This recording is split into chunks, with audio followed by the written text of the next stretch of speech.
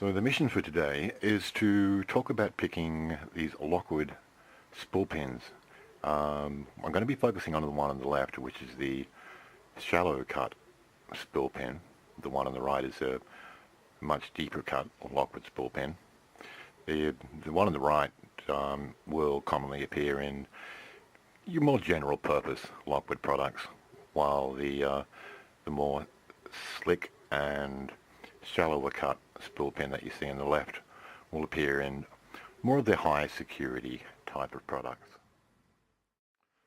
And with that goal in mind, I think a good place to start is with the actual characteristics of the pin itself and what this means to us as pickers. So just quickly on these shallow cuts, what the shallow cuts will essentially translate into is rather subtle and rather shallow false sets. That is to say that the false sets that you will encounter just won't be as deep and as obvious as the false sets you will encounter from a lock that has spool pins with much deeper cuts. Now for these rather thin ends of these shallow spool pins. Two things are worth mentioning, I think. One is that the counter rotation that you're going to encounter is going to be quite subtle and very slight compared to that of a spool pin with a much deeper cut. The other thing I think worth mentioning is that the pins themselves will set very quickly because of the minimal amount of material that needs to be maneuvered around. Okay, finally I think it's worth mentioning the surface of the pins themselves. As you can see, they are quite slick and very smooth and very polished looking pins, and what this basically means for us is that they are going to slip into place very quickly and very easily, and will be far less likely to catch or get stuck and caught up in the plug in any way. Okay, since we've talked a little about the driver pins, we might mention something briefly about the key pins. As far as I've seen, there are two basic types of key pin that appear in the Lockwoods that I've been picking. There's, on the right, you see quite a small and slight taper, and on the left, a kind of a longer taper. So far, what I've noticed is that the one on the right with the smaller taper appears in a lot of the newer locks, but in some of the older locks I have noticed the one on the left with the longer taper. As I'm sure you're aware, with these tapered ends, that is the end that goes towards the shear line, it makes them a little bit easier to overset and reduces the feedback just a little bit. And so, due to all of the above, I propose that we go with a rather light tension, just enough to do that, in conjunction with light and gradual placement of the pins, and proceed through the lock in this fashion. If you go with heavy tension, what will essentially happen is that you'll have to use much more force to get a pin into place, and you'll end up, even though that went into place there, generally you run the risk of oversetting the pin. Okay, so method of attack: light tension, careful, precise placement of the pick, slow, gradual lifting of the pin. Not sure that went into place properly. Generally, once it goes into place, you'll feel a little bit of shift in the plug after the counter rotation. It's always a good sign. If you're not feeling that, you may have rather underset the pin. So again, just careful placement of the pick. There we go.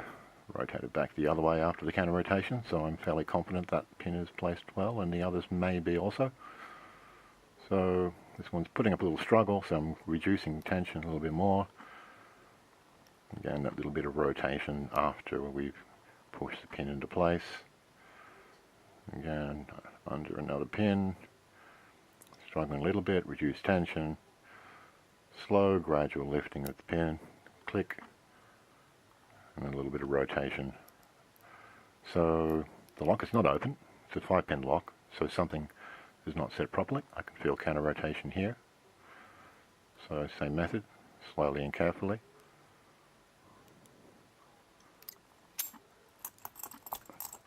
And we're open. Okay, so another lash with another lock.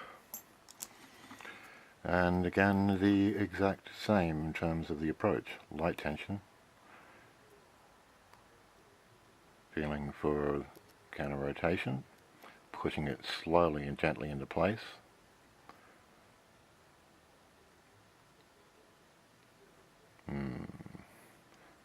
Didn't feel like it quite set properly. Feathering the tension is another helpful thing to do sometimes. Helpful if you've overset. Drop it back down and reset. And I'm just going to proceed through the lock. And try and carefully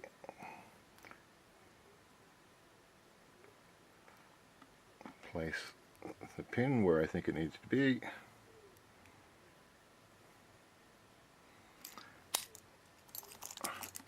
And we're open. 6 pins that time.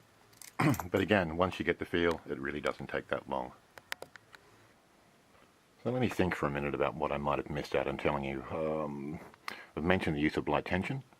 In addition to that, I think that if there's anything at all that helps me, it's a fairly good feeling for what a pin feels like in terms of the counter rotation, and also what it feels like when a pin actually sets. Quite distinct sensations that I think with a little bit of practice you can learn fairly quickly. Apart from that, I guess some of the problems that you're going to encounter will be most likely an overset or an underset pin. If a pin is overset, feathering of the tension is useful. And what I mean by feathering of the tension is basically doing a little bit of that kind of thing. Basically reducing the tension a little bit, and that will help an overset pin drop back down. In terms of an underset pin, a little bit of an extra poke can help push it up that final little bit into place. In general, however, if you pay close enough attention to the behavior of the pin as you're setting it, as I said, you'll feel some counter rotation, and then when it gets set, usually it'll go back the other way a little bit. And if you get, for example, counter rotation, and it gets set and you don't feel it come back a little bit, most likely you're underset. You also might be overset. So just when you don't feel what you think you should be feeling, have a little bit of a poke around and see if you can find out what you might have missed out on. So, as I think I've probably said several times, it's just a matter of going through, feeling for the counter rotation, pushing the pin gently into place. We're going to reach for this one. Pins dropping. Pins will occasionally drop too, depending on the binding order and what pins you're working on. So if they do drop, it's not a great problem. You can just go back and push them into place.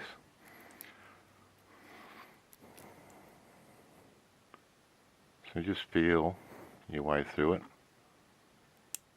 Oops, again dropping. It was probably that I should set these back pins first.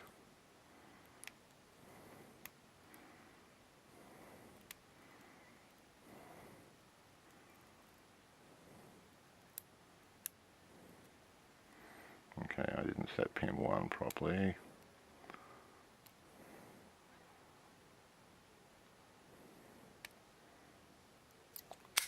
And we're open. So hopefully some of that has been useful, and it gives you a few ideas and ways to think about picking these locks. They're not that bad once you get used to them. So this video has probably been long enough.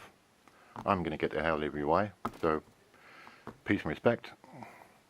Be well, and just maybe I'll catch you on another day. Bye for now.